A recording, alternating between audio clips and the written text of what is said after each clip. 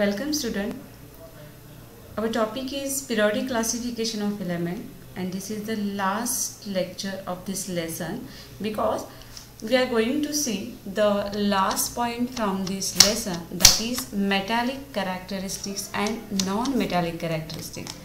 Student, in last lecture we have learnt about valency, then about atomic size and atomic radius also.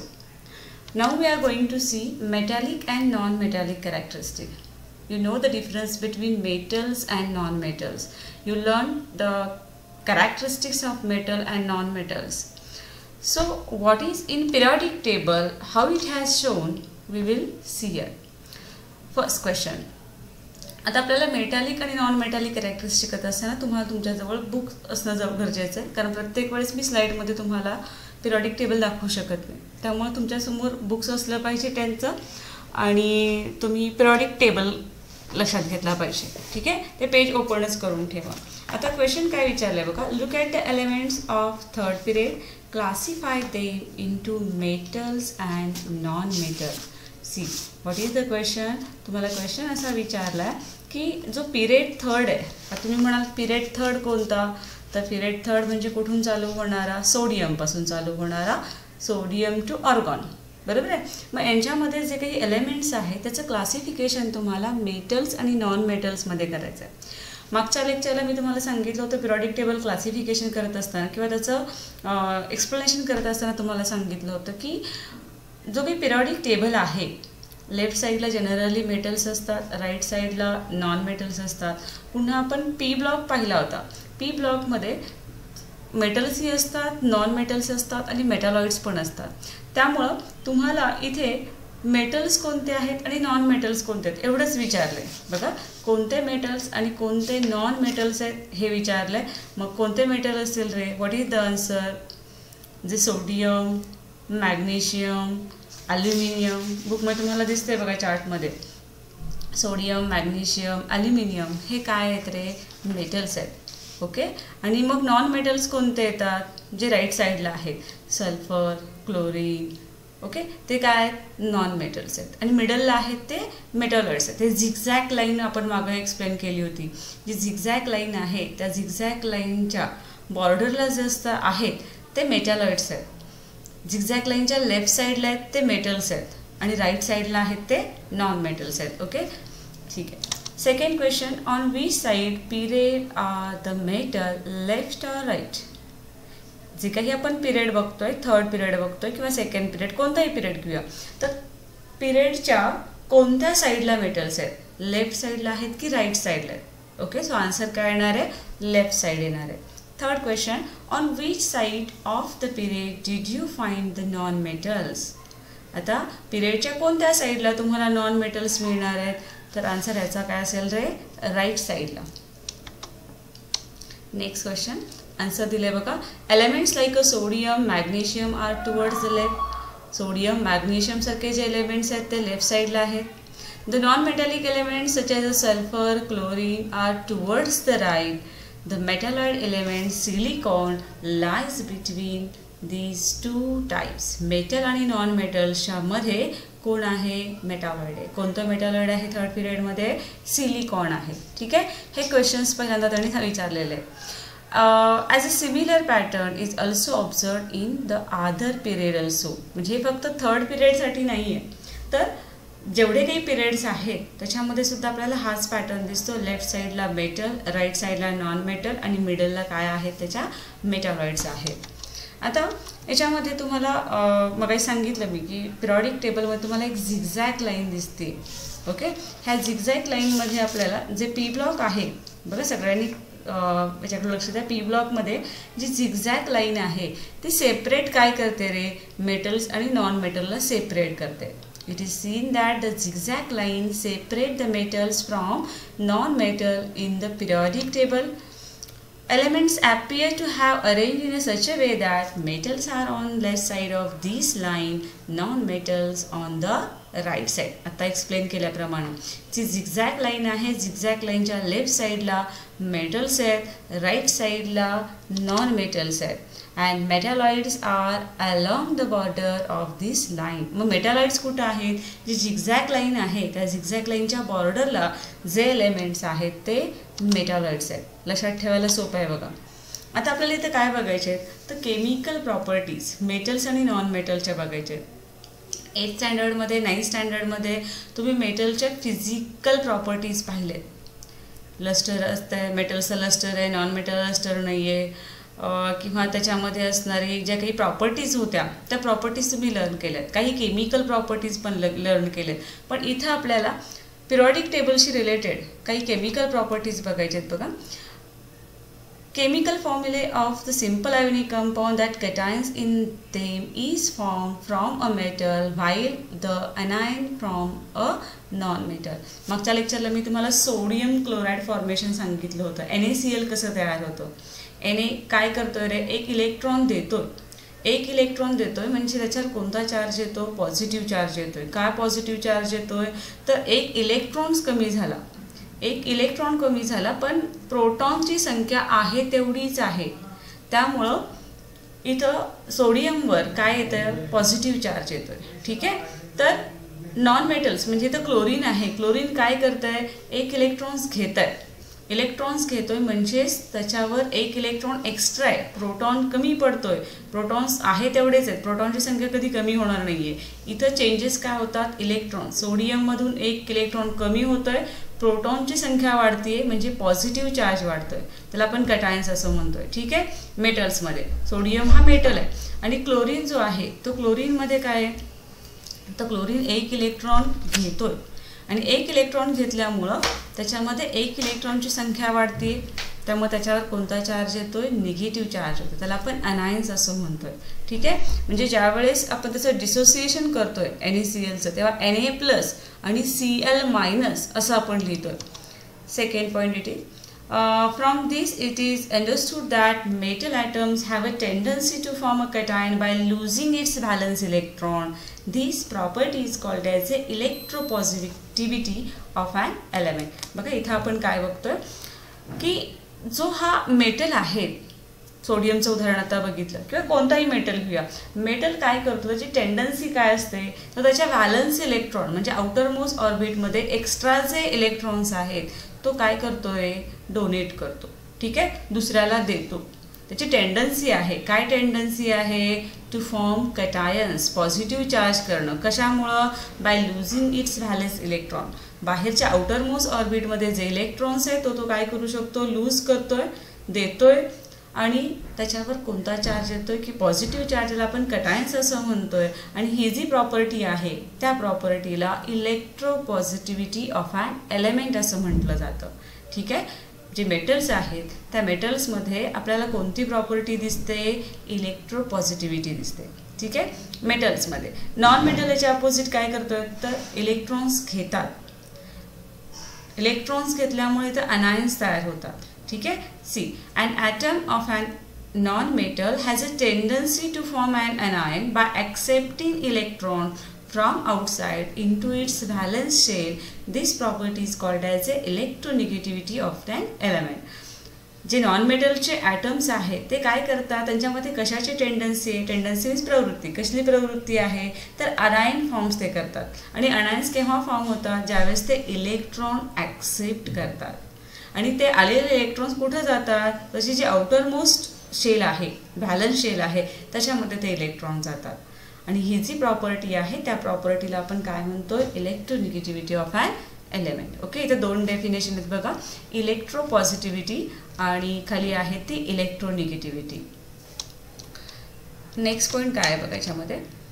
All the elements or all the electrons in any atom are held by the attractive force exerted by or exerted on them by the positively charged nucleus. मागच्या लेक्चरमध्ये आपण atomic radius बद्दल शिकलो होतो आणि त्यावेळेस आपण पाहिलं होतं की लेफ्ट टू राईट जाल तर तशी ॲटॉमिक रॅडियस डिक्रीज होत जाते. पिरियड्समध्ये लेफ्ट टू राईट जेव्हा जात होतो आपण त्यावेळेस ॲटॉमिक रॅडियस डिक्रीज होती. त्यावेळेस इथे एक्सप्लेनेशन आपण दिलं होतं की पॉझिटिव्ह चार्ज वाढतोय, न्यूक्लियसवरचा पॉझिटिव्ह चार्ज वाढतोय, त्यामुळे जे फोर्स ऑफ अट्रॅक्शन आहे ते फोर्स ऑफ अट्रॅक्शन वाढलं की त्या ॲटमची साईज काय होते, कमी होते. मग इथे त्यांनी तेच सांगितलं आहे की कोणत्याही ॲटम्समधले जे इलेक्ट्रॉन्स असतात ते इलेक्ट्रॉन्स आणि न्यूक्लियर, इलेक्ट्रॉन्स निगेटिव्ह चार्ज असतात बरोबर आहे, आणि जे प्रोटॉन्स आहेत न्यूक्लियसमध्ये ते पॉझिटिव्हली चार्ज. यांच्यामध्ये ते जे इलेक्ट्रॉन्स आहेत ते धरून कोण ठेवतं आहे तर काय आहे, एक फोर्स आहे. त्या इलेक्ट्रॉन्सवर फोर्स एक्झर्ट केला जातो. कोण फोर्स एक्झर्ट करत आहे तर न्यूक्लियस करतोय. न्यूक्लियस करतोय म्हणजे न्यूक्लियसवर जो पॉझिटिव्ह चार्ज आहे तो पॉझिटिव्ह चार्ज त्या इलेक्ट्रॉन्सवर तो फोर्स एक्झर्ट करतोय आणि त्या इलेक्ट्रॉन्सला स्वतःकडे अट्रॅक्ट करून ठेवतोय किंवा हेल्प पकडून ठेवण्याचं काम करतोय. ठीक आहे. Electrons in the inner shell lies in between the valence shell and the nucleus. तुम्हाला माहिती आहे की हे जे इलेक्ट्रॉन्स आहेत आतल्या शेलमधले, बाहेरच्या नाही आतल्या शेलमध्ये, हे कुणामध्ये आहेत तर न्यूक्लियस आणि सगळ्यात बाहेरच्या शेलमधले मधले विचार करूया आपण. फॉर एक्झाम्पल लिथियम किंवा मग सोडियमचं उदाहरण घेऊया. सोडियमचं ज्यावेळेस आपण उदाहरण घेतो तेव्हा सोडियमचं न्यूक्लियस सगळ्या सेंटरला तुम्हाला माहिती आहे, त्याच्यानंतर 2 इलेक्ट्रॉन्स आहेत, नंतर 8 इलेक्ट्रॉन्स आहेत आणि नंतर 1 इलेक्ट्रॉन आहे. मग हे 2 आणि 8 जे इलेक्ट्रॉन आहे त्याला आपण इनर शेल असं म्हणणार आहे, आणि जे 1 इलेक्ट्रॉन आउटर मोस्ट ऑर्बिट आहेत मध्ये त्याला आपण व्हॅलन्स शेल असं म्हणणार आहे. मग हे जे इनर शेलमधले इलेक्ट्रॉन्स आहेत ते कुणामध्ये आहेत रे, व्हॅलन्स शेल आणि न्यूक्लियसच्या मध्ये आहेत. आणि मग त्यामुळं काय होते बघा, because of their presence of effective nuclear charge exerting and attractive force on a valence electron is somewhat less than the actual nuclear charge. आता त्यांनी काय म्हटलंय बघा, हे जे न्यूक्लियर चार्ज आहे, जे टोटल न्यूक्लियर चार्ज आपण इफेक्टिव्ह शब्द वापरलाय त्यांनी, because of presence of effective nuclear charge, ह्या न्यूक्लियर चार्जमुळं जो फोर्स एक्झर्ट होतोय कुणावर, व्हॅलन्स इलेक्ट्रॉनवर, तो थोडाफार कमी असतो. कुणापेक्षा, less than the actual nuclear charge. Actually हा जो फोर्स आहे तो कुठं जास्त असणार आहे तर इनर शेलमध्ये जास्त असणार आहे. बाहेरच्या जी व्हॅलन्स शेल आहे त्याच्यामध्ये थोडाफार प्रमाणात कसं असणार आहे तो कमी असणार आहे. त्यामुळं हे जे इलेक्ट्रॉन्स आहेत ते सहज काय होऊ शकतात, लूज होऊ शकतात. ओके, बाहेरच्या व्हॅलन्स शेलमध्ये असल्यामुळं. The number of valence electron in a metal is a small and also the effective nuclear charge exerting attractive force on the valence electron is small. आता अजून एक त्यांनी कारण सांगितले की बाहेरच्या ऑर्बिटमध्ये जास्त इलेक्ट्रॉन नसतात, 1, 2, 3 पर्यंत असतात. ठीक आहे. व्हॅलन्स इलेक्ट्रॉन मेटल्समध्ये जास्त असत नाहीत, कमी असतात. आणि त्याचबरोबर हा जो फोर्स आहे, जो न्यूक्लियर चार्जचा फोर्स आहे तो सुद्धा व्हॅलन्स इलेक्ट्रॉनवर काय असतो रे, कमी असतो. आणि ह्या सगळ्याचं कंबाईन इफेक्टमुळं काय होतं तर मेटल्स आहेत ते इझिली इलेक्ट्रॉन्स लूज करू शकतात. ओके, त्यामुळे कारण काय सांगितले बघा, as a combine effect of these 2 factor, हे 2 जे फॅक्टर आता आपण बघितले ह्या 2 फॅक्टरमुळं काय होतं, metal have tendency to lose the valence electron to form cation having a stable noble gas configuration. मागच्या वेळेस उदाहरण मी तुम्हाला सांगितलेलं की सोडियम ज्यावेळेस इलेक्ट्रॉन एक देतोय त्यावेळेस त्याच्यामध्ये किती इलेक्ट्रॉन्स राहणार आहेत, 10 इलेक्ट्रॉन्स राहणार आहेत. ओके, सुरुवातीला 11 इलेक्ट्रॉन्स आहेत. 1 इलेक्ट्रॉन्स तो ज्यावेळेस क्लोरीनला देतोय त्यावेळेस त्याच्याकडे किती इलेक्ट्रॉन्स राहिले, 10 इलेक्ट्रॉन्स राहिले. आणि तुम्हाला माहिती आहे की 10 इलेक्ट्रॉन्स कशामध्ये असतात तर निऑनमध्ये असतात. ठीक आहे, म्हणून इथे एक शब्द वापरलाय बघा, ज्यावेळेस कोणतेही मेटल ज्यावेळेस काय करणार आहे त्याच्यातले व्हॅलन्स इलेक्ट्रॉन्स देणार आहेत, कटायन्स फॉर्म करणार आहेत, त्यावेळेस त्यांना काय येणार आहे, स्टेबल नोबल गॅस कॉन्फिगरेशन. सोडियमनी 1 दिला तर त्याला स्टेबल कॉन्फिगरेशन येणार आहे त्याचं. ठीक आहे, शेजारच्या असणारा नोबल गॅससारखं. मॅग्नेशियम 2 इलेक्ट्रॉन्स देणार आहे आणि स्टेबल होणार आहे. ॲल्युमिनियम 3 इलेक्ट्रॉन्स देणार आहे आणि स्टेबल होणार आहे. ठीक आहे, आणि ही जी टेंडन्सी आहे एलिमेंटची त्याला आपण काय म्हणतोय, electropositivity is the metallic character of that element. लक्षात येते का, इथं मेटॅलिक कॅरेक्टर म्हणजे मेटलच इलेक्ट्रॉन्स फक्त काय लूज करू शकतात तर 2 कारण याची दिलेली आहेत की जे न्यूक्लियर म्हणजे जे काही इनर शेल आहे सगळ्यात आउटर मोस्ट शेलवर तेवढा फोर्स राहत नाही आणि त्यामुळं इलेक्ट्रॉन्स इझिली ते डोनेट करू शकतं किंवा लूज करू शकतो, कारण इथं जो फोर्स आहे तो फोर्स त्या मानाने कसा असतो, कमी असतो. मेटल्समधले आपण पाहिलं. आता इथे तुम्हाला एक चार्ज दिला आहे बघा, जो तुमच्या बुकमधलाच आहे, periodic trends in elements. Okay, page number 26 वरचा हा चार्ट आहे बघा. इथे मेटल्स दाखवलेत, मेटल्स, नॉन मेटल आणि मेटॅलॉइड्स. प्रत्येकासाठी कलर वेगळा वापरला आहे. मग अशी मी तुम्हाला झिगझॅग लाईन जी सांगितली होती ती झिगझॅग लाईन इथे तुम्हाला दिसते. झिगझॅग लाईन इथं आहे आणि बॉर्डरला जे येलो कलरमध्ये दिसतात ते काय आहे तरी मेटॅलॉइड्स आहेत. इथे व्यवस्थित समजेल बघा तुम्हाला, हे मेटॅलॉइड्स आहेत येलो कलरमधले. ह्या झिगझॅग लाईनच्या बॉर्डरला मेटॅलॉइड्स आहेत. लेफ्ट साईडला पॉइंटर बघा, लेफ्ट साईडला मेटल्स आहेत आणि राईट साईडला काय आहे, नॉन मेटल्स आहेत. ओके, मग हे जे मांडणी केलेली आहे ती कशी केलेली आहे रे. समजा पिरियडमध्ये आपण विचार केला, फर्स्ट पिरियडमध्ये बघूया. फर्स्ट पॉईंट काय म्हटला आहे, decreasing atomic radius. Second period घ्या, थर्ड पिरियड घ्या, फोर्थ कोणताही पिरियड घ्या. इथं लेफ्ट टू राईट बघा, ॲरो कसा दाखवला आहे, लेफ्ट टू राईट दाखवला आहे. म्हणजेच ॲटॉमिक रॅडियस काय होत जाते, लेफ्ट टू राईट डिक्रीज होत जाते. Okay, so first point, decreasing atomic radius. Second, increasing electronegativity and non-metallic characters. बघा आता इन्क्रीज वाढणं, इन्क्रीजिंग इलेक्ट्रोनिगेटिव्हिटी वाढत जाते आणि नॉन मेटॅलिक कॅरेक्टरिस्टिक सुद्धा वाढत जातात. फॉर एक्झाम्पल सोडियम घेऊया. सोडियम झाला, सोडियम नंतर काय आहे रे सेकंडमध्ये, तर मॅग्नेशियम आहे. मॅग्नेशियम नंतर ॲल्युमिनियम आहे. नंतर बघा म्हणजे हे मेटल झाले की मेटॅलॉइड आहे आणि पुन्हा नॉन मेटल्स आहेत. म्हणजे इथं इलेक्ट्रोनिगेटिव्हिटी इन्क्रीज होत जाते. म्हणजे इलेक्ट्रॉन घेण्याची जी टेंडन्सी आहे ती इन्क्रीज होत जाते आणि नॉन मेटॅलिक कॅरेक्टरिस्टिक इन्क्रीज होत जातात. जसं आपण लेफ्ट टू राईट जाऊ, जसं आपण पिरियड्समध्ये लेफ्ट टू राईट जाऊ तसं काय इन्क्रीज होत जातं आहे, इलेक्ट्रोनिगेटिव्हिटी इन्क्रीज होत जाते अँड नॉन मेटॅलिक कॅरेक्टरसुद्धा इन्क्रीज होत जातात. म्हणजे इकडे सोडियम आहे तर इकडे तुम्हाला लास्ट पॉईंटला म्हणजे हॅलोजनच्या किंवा हॅलोजन्समध्येच म्हणूया आपण, तर इकडे सोडियम असेल तर इकडे तुम्हाला क्लोरीन दिसते.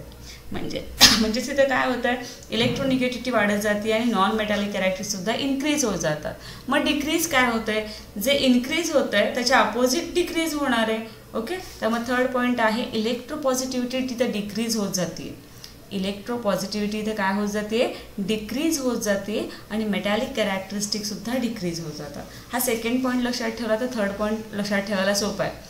इन्क्रीजिंग म्हणजे लेफ्ट टू राईट तुम्ही जात बघा, ॲरो मी दाखवते, लेफ्ट टू राईट जा म्हणजे थर्ड पिरियड आपण घेतला.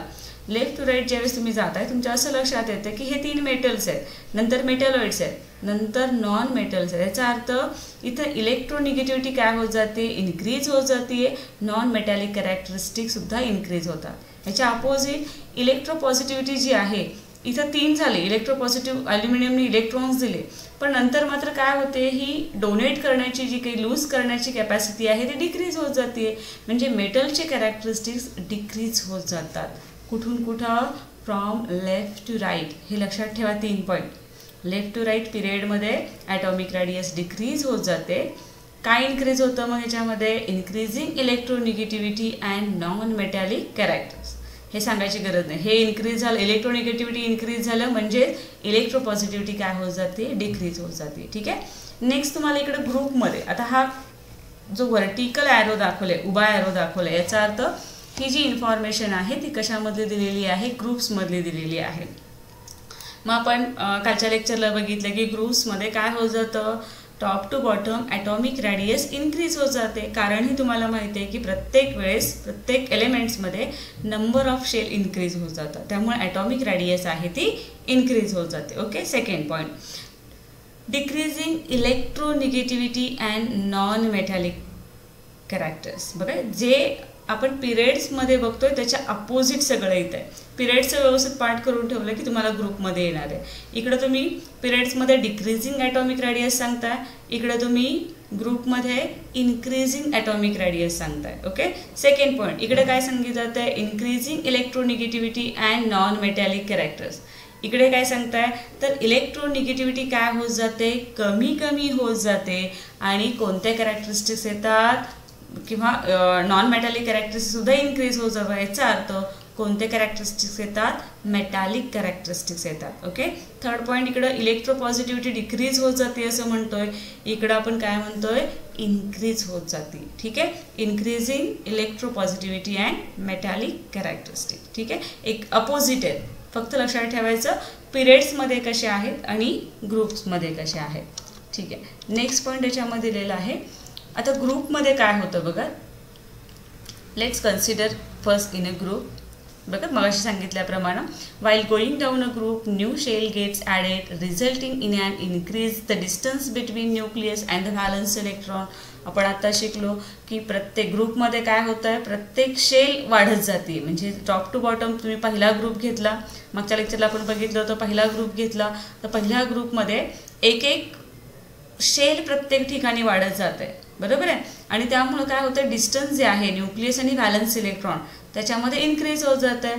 दिस result in lowering the effective nuclear charge and thereby lowering the attractive force on the valence electron. बघा जसजसं काय होत जाईल, तुम्ही टॉप टू बॉटम येत आहे, प्रत्येक शेल वाढत जाणार आहे आणि शेल जेव्हा वाढतोय त्यावेळेस जो फोर्स आहे, अट्रॅक्टिव्ह फोर्स आहे न्यूक्लियसचा, तो काय होत जाणार आहे? कमी कमी होत जाणार आहे. काय होत जाणार आहे? कमी कमी. म्हणजे सुरुवातीला जास्त आहे फोर्स, त्यामुळे ते इझिली इलेक्ट्रॉन्स डोनेट करू शकत नाहीत. म्हणजे कोणत्या प्रॉपर्टी आल्या त्याच्यामध्ये? नॉन मेटलच्या आल्या. ठीक आहे. पण खाली खाली जसं तुम्ही येत जाल तसं फोर्स काय होतोय? कमी होत जातोय. अट्रॅक्टिव्ह फोर्स आहे तो कमी होतोय. म्हणजेच इझिली इलेक्ट्रॉन्स लूज करता येऊ शकतात. म्हणजे कुठल्या प्रॉपर्टी आल्या? मेटॅलिक प्रॉपर्टी आल्या. सुरुवातीला इझिली ते इलेक्ट्रॉन लूज करू शकत नव्हते, म्हणजेच नॉन मेटॅलिक कॅरेक्टरिस्टिक किंवा प्रॉपर्टीज. आणि खाली खाली येताना अट्रॅक्टिव्ह फोर्स कमी होत जातोय व्हॅलन्स इलेक्ट्रॉनवरचा आणि ते इलेक्ट्रॉन्स इझिली बाहेर पडू शकतात. ठीक आहे. आणि म्हणजेच इथं मेटॅलिक कॅरेक्टरिस्टिक्स काय होत जातात? इन्क्रीज होत जातात.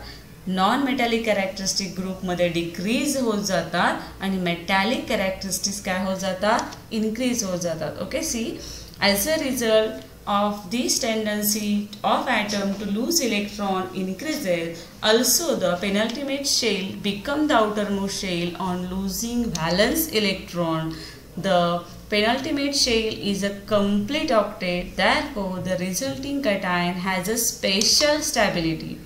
Due to this, the tendency of the atom to lose electron increases further. मगाशी मी एक्सप्लेन केलं होतं की इथं प्रत्येक शेल इन्क्रीज होत जाते ग्रुपमध्ये. जसं आपण पुढे जाऊ तसं शेल वाढत जाते आणि इथं फोर्स कमी होत जातोय. साहजिकच इलेक्ट्रॉन्स इझिली काय होऊ शकतात? इथं लूज होऊ शकतात. ओके. त्यामुळे ती जी टेंडन्सी आहे इलेक्ट्रॉन लूज करण्याची ती इन्क्रीज होत जाते. सो तुम्हाला हा गिव्ह रिझन बऱ्याच वेळा विचार म्हणून मी डार्क केला आहे बघा. The metallic character of an atom is its tendency to lose electron. Therefore the following trend is observe. काय ऑब्झर्व होत आहे? The metallic character of element increases while going down the group. Question असा विचारला जातो रिझनमध्ये की जसं तुम्ही ग्रुपमध्ये खाली येत जाल, टॉप टू बॉटम येत जाल, तशा मेटॅलिक कॅरेक्टरिस्टिक्स त्या एलिमेंटच्या इन्क्रीज का होतात? ओके. हे रिझन असणार आहे. आता आपण ग्रुपमध्ये बघितलं त्याच पद्धतीने आपल्याला पिरियड्समध्येही बघायचं आहे. जनरली आपण मग असे एक्सप्लेन केले, पण बुक्स मधून जाऊया आपण. While going from left to right within a period the outermost shell remains same. तुम्हाला माहिती आहे पिरियडमध्ये आपण सेकंड पिरियड घेतला किंवा थर्ड पिरियड घेतला. सेकंड पिरियड घेऊ कारण त्याच्यावर आपण एक्झाम्पल जे झाले आपले एक्सरसाइज किंवा काही क्वेश्चन झालेले ते लेफ्ट टू राईट जेव्हा सेकंड पिरियडमध्ये जातोय त्यावेळेस प्रत्येक वेळेस नंबर ऑफ शेल किती होती रे? 2च होती. म्हणजेच ग्रुप 2 असेल तर 2 शेल असणार आहेत, ग्रुप 3 असेल तर 3 शेल्स असणार आहेत. म्हणजेच लेफ्ट टू राईट ज्यावेळेस तुम्ही पिरियडमध्ये जाताय त्यावेळेस नंबर ऑफ शेल्स कसे आहेत? सारखे आहेत. However, the positive charge on nucleus goes on increasing while the atomic radius goes on decreasing and thus effective nuclear charge goes on increasing. मागचाच पॉइंट आहे. जसं तुम्ही डावीकडून उजवीकडे जाल तसा पॉझिटिव्ह चार्ज न्यूक्लियसवरचा वाढत जातोय. ॲटॉमिक रॅडियस डिक्रीज होतीये. बरोबर आहे. साईज कमी होती ॲटमची म्हणजेच ॲटॉमिक रॅडियस डिक्रीज होतीये. म्हणजे जो काही न्यूक्लियर चार्ज आहे तो इथं वाढतोय. Goes on increasing. म्हणजे मेटल जे इझिली इलेक्ट्रॉन्स डोनेट करू शकत होते किंवा लूज करू शकत होते ती इथं काय होत जाते? कमी कमी होत जाते. म्हणजेच कोणती कॅरेक्टरिस्टिक्स वाढत जाते, तर non metallic characteristics left to right काय होत जाते, इन्क्रीज होत जाते. आता बघा, न्यूक्लियर चार्ज वाढत गेला. As a result of this tendency of atom to lose valence electron decreases within a period from left to right. म्हणजे डावीकडून उजवीकडे तुम्ही जेव्हा जाताय त्यावेळेस असं लक्षात येते की ते ॲटम्स एवढा इझिली इलेक्ट्रॉन्स लूज करू शकत नाहीत, कारण इथे ॲटॉमिक रॅडियस इन्क्रीज होत जाते. म्हणजे जो इफेक्टिव्ह न्यूक्लियर चार्ज आहे तो सुद्धा इन्क्रीज होतोय. The two factors namely the increasing nuclear charge आहेत. बघा, 2 पॉईंट लक्षात ठेवायचे की इथं न्यूक्लियर चार्ज वाढतोय, त्याचबरोबर ॲटॉमिक रॅडियस डिक्रीज होत जाते. As we go from left to right within a period are responsible for increasing the effective nuclear charge. याच्यामुळे काय होतंय, न्यूक्लियसवरचा चार्ज वाढतोय, फोर्स वाढतोय. ठीक आहे. Therefore the valence electrons are held with a greater and greater attractive force. साहजिकच हे जे चार्ज वाढल्यामुळं हा जो फोर्स आहे, जो न्यूक्लियस त्या व्हॅलन्स इलेक्ट्रॉनवर देणार आहे, तो फोर्स अट्रॅक्टिव्ह फोर्स इन्क्रीज होत जातो आणि इलेक्ट्रॉन्स लूज तेवढे होत नाहीत. त्यामुळं इथं इलेक्ट्रोनिगेटिव्हिटी आहे, म्हणजेच इलेक्ट्रॉन्स इथं काय करणार आहेत, लूज केले जाणार नाही आहेत. ते ॲटम काय करणार आहेत, इलेक्ट्रॉन्स घेणार आहेत. त्यामुळं इथं इलेक्ट्रोनिगेटिव्हिटी काय होत जाते, वाढत जाते, किंवा तिथं आपण त्या ह्याला काय म्हणू शकतो, इलेक्ट्रोनिगेटिव्हिटी ऑफ ॲन ॲटम सुद्धा म्हणू शकतो.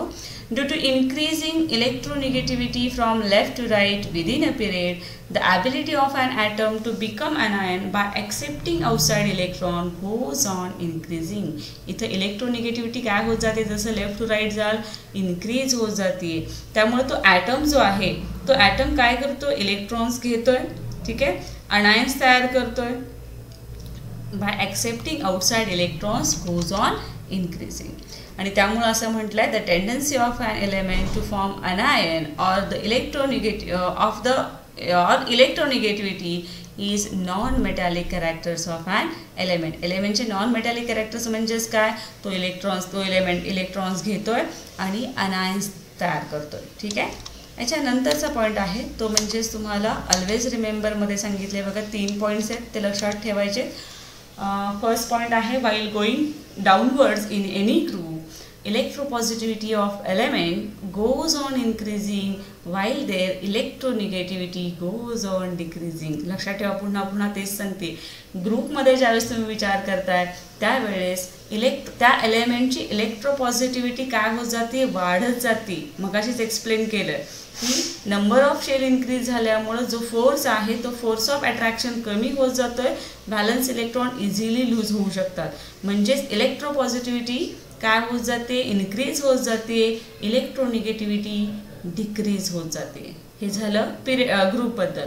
आता पिरियडमध्ये काय सांगितले बघा, while going from left to right in any period, कोणत्याही पिरियडमध्ये तुम्ही लेफ्ट टू राईट जर गेला तर एलिमेंटची इलेक्ट्रोनिगेटिव्हिटी आहे ती इन्क्रीज होत जाते, तर इलेक्ट्रोपॉझिटिव्हिटी आहे ती डिक्रीज होत जाते. जस्ट आता आपण मगाशी एक्सप्लेन केलं पाठीमागच्या स्लाइडमध्ये.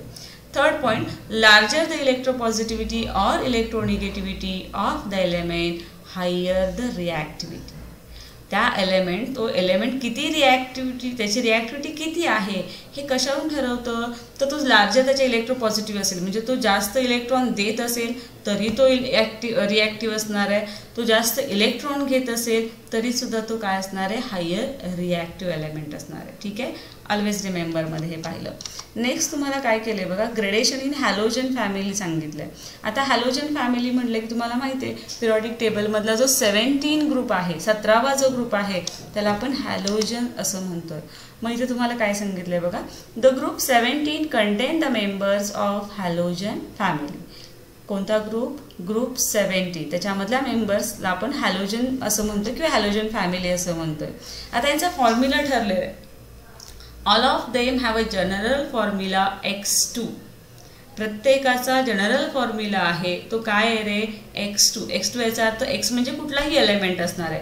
फॉर एक्झाम्पल क्लोरीन घेतलं तर क्लोरीनचा काय येणार आहे, Cl2 येणार आहे. ब्रोमीन Br म्हणतोय आपण, पण त्याचा फॉर्म्युला जनरल फॉर्म्युला आपण काय लिहितो, Br2 लिहितो. ठीक आहे, तेच एक्सप्लेन कुठे केलं आहे बघा. A gradation observe in their physical state down in the group. आता इथं जरी हे हॅलोजन्स 17 ग्रुपमध्ये एलिमेंट्स आहेत त्याला आपण हॅलोजन्स म्हणतो, पण प्रत्येकाची स्टेट जी आहे फिजिकल स्टेट सारखी नाही. बघा फ्लोरीन आणि क्लोरीन, मग अशी X2चं म्हणते बघा, फ्लोरीन F2 लिहिले आपण, क्लोरीन Cl2 लिहिले. हे फ्लोरीन आणि क्लोरीन तुम्हाला माहिती आहे काय तर कोणत्या स्टेटमध्ये असतात, गॅसियस स्टेटमध्ये असतात. ब्रोमीन जो आहे जो Br2 लिहिले आहे, हे 2 ॲक्च्युली खाली लिहायचे, तर Br2 कोणत्या स्टेटमध्ये आहे, लिक्विड स्टेटमध्ये आहे.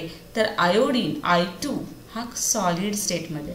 म्हणजेच हॅलोजन जी फॅमिली आहे किंवा हॅलोजन 17 ग्रुप आहे त्याच्यामधले जे एलिमेंट्स आहेत त्यांच्यामध्ये तुम्हाला ग्रेडेशन दिसतं.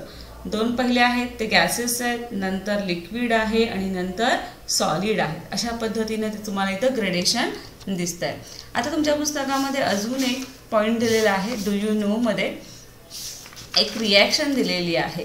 ओके, ही रिॲक्शन जी आहे ॲक्च्युली ह्यांना सांगायचं आहे की कोणता ग्रुप तुमचा सेकंड ग्रुप जो आहे अल्कलाइन अर्थ मेटल म्हणतोय आपण त्याला. हे अल्कलाइन अर्थ मेटलमध्ये जो सेकंड ग्रुप आपण नाव दिलं त्याच्यामधला जो मॅग्नेशियम आहे त्याची रिॲक्शन दाखवलेली आहे. मॅग्नेशियमची रिॲक्शन कुणाबरोबर झाली, वॉटर बरोबर झाली. तर मॅग्नेशियम हायड्रॉक्साईड तयार होतं, OH2चा अर्थ हायड्रॉक्साईड, आणि काय रिलीज होतं आहे, हायड्रोजन रिलीज होतोय. ठीक आहे, मग या रिॲक्शन म्हणून त्यांना काय सांगायचं आहे बघा, a general chemical reaction indicating the reaction of alkaline earth metal. हे जे मॅग्नेशियम आहे ते मॅग्नेशियम आपण काय म्हणतोय, कोणत्या ग्रुपमधलं आहे, सेकंड ग्रुपमधलं आहे. सेकंड ग्रुपमधलं आहे म्हणजेच काय म्हणणार आपण, एम कुठलाही घेऊया. इथे Mg मॅग्नेशियम नाही म्हटलं पण एम म्हटलं आहे. एम म्हणजेच इथं काय सांगायचं आहे त्यांना, हे जे मेटल्स आहेत किंवा जे एलिमेंट्स आहेत ते सेकंड ग्रुपचे म्हणजे अल्कलाइन अर्थ मेटलचे असणार आहे. इथं तुम्ही बेरिलियम घेऊ शकता, मॅग्नेशियम घेऊ शकता, कॅल्शियम घेऊ शकता. ठीक आहे, एक एम हा त्यासाठी वर्ड वापरला आहे त्यांनी. मग इथं त्यांनी काय सांगितलंय बघा, while going down the second group बघायला सांगितलंय, Be, Mg, Ca, Sr, Ba. The gradation in this chemical property of the alkaline earth metal is see. तुम्हाला इथं काय फरक दिसतात बघा. While going down the second group, the reactivity of the alkaline earth metal goes on increasing. म्हणजे इथं ज्यावेळेस तुम्ही टॉप टू बॉटम याल म्हणजे बेरिलियम, मॅग्नेशियम असं ज्यावेळेस पाहाल तर प्रत्येक एलिमेंटची, ह्या प्रत्येक अल्कलाइन अर्थ मेटलची रिॲक्टिव्हिटी पाहाल तर रिॲक्टिव्हिटी काय होत जाते तर इन्क्रीज होत जाते. thereby the ease with each reaction take place also goes on increasing. साहजिकच इथं रिॲक्शन आहे ती रिॲक्शन सुद्धा काय होत जाते, इन्क्रीज होत जाते. एक्झाम्पल असं दिलंय, जर आपण एमच्या जागी बेरिलियम घेतलं तर बेरिलियमची रिॲक्शन कुणाबरोबर होत नाही, वॉटर बरोबर होत नाही, म्हणजे रिॲक्टिव्हिटी कमी. त्याच्यापेक्षा मॅग्नेशियम जर घेतलं, सेकंड एलिमेंट त्याच्यातला मॅग्नेशियम आहे, मॅग्नेशियमची रिॲक्शन आपल्याला कशाबरोबर केली आहे तर स्टीम बरोबर केली, वाफेबरोबर केली. बरोबर आहे. नेक्स्ट पुढचा पॉईंट आणि काय सांगितलं आहे बघा, तुमच्या पुस्तकामध्ये तुम्ही बघू शकता, मॅग्नेशियमची रिॲक्शन स्टीम बरोबर केली तर कॅल्शियम Ca आणि strontium Sr, बॅरियम Ba react with water at a room temperature with increasing rate. बघा पहिला बेरिलियम आहे, वॉटर बरोबर आला कॉन्टॅक्ट तरी त्याची रिॲक्शन होत नाही, म्हणजे तो कमी रिॲक्टिव्ह आहे. मॅग्नेशियम कुणाशी रिॲक्ट होतोय, रिॲक्ट होण्यासाठी त्याला स्टीम लागते, साध्या पाण्याबरोबर होत नाही, म्हणजे स्टीम बरोबर रिॲक्शन होते, म्हणजे रिॲक्टिव्हिटी सुद्धा कमी आहे. पण कॅल्शियम असेल किंवा स्टोंटियम असेल, बेरियम असेल, हे वॉटर रूम टेम्परेचरला जरी वॉटर असेल तर त्यांच्याबरोबर त्याची रिॲक्शन होती, म्हणजे ते हायली रिॲक्टिव्ह झाले. त्यांना असं सांगायचं आहे की ग्रुपमध्ये ज्यावेळेस तुम्ही टॉप टू बॉटम जाल तशी त्या एलिमेंटची रिॲक्टिव्हिटी सुद्धा काय होत जाते, इन्क्रीज होत जाते. ओके, इथं आपला हा लेसन पूर्णपणे संपलेला आहे. आता हा लेसन थोडासा अवघड आहे पण व्यवस्थित केला तर तुमच्या लक्षात येणार आहे. एकदा तुम्ही व्हिडिओज पाहिले तर लक्षात येणार नाही, तुम्हाला 2-3 वेळा एक व्हिडिओ पाहायला लागेल, कारण याच्यामध्ये बरंचसं काही नवीन आहे. नवीन थोडेसेच पॉईंट नवीन आहेत, पाठीमागं तुमचं 8-9चंच नॉलेज आहे, पण तुम्ही ते काही व्यवस्थित न केल्यामुळं तुम्हाला हे नवीन वाटतं. तर तुम्ही एक्सरसाइज सोडवण्याच्या अगोदर जेवढे काही आपले व्हिडिओज झालेले आहेत ते पुन्हा एकदा ऐका, पुस्तकाचा वापर करा आणि नंतर मग एक्सरसाइज सोडवायला सुरुवात करूया. लवकरच आपण नेक्स्ट चॅप्टर घेणार आहे. Thank you for your support. आणि ज्यांनी अजूनही चॅनलला सबस्क्राईब केलं नसेल त्यांनी चॅनलला सबस्क्राईब करावं, व्हिडिओ आवडले तर लाईक करावे आणि कमेंट्स करावे. Thank you everyone.